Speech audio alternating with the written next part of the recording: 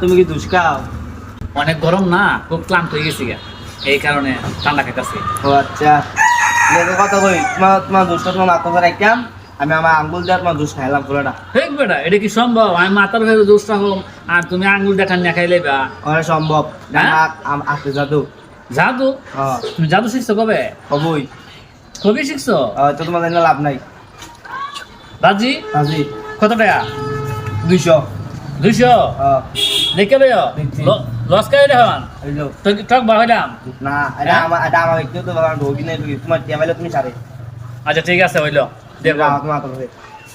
এভাবে রাখতাম। হ্যাঁ, তারপর মাথা দাও।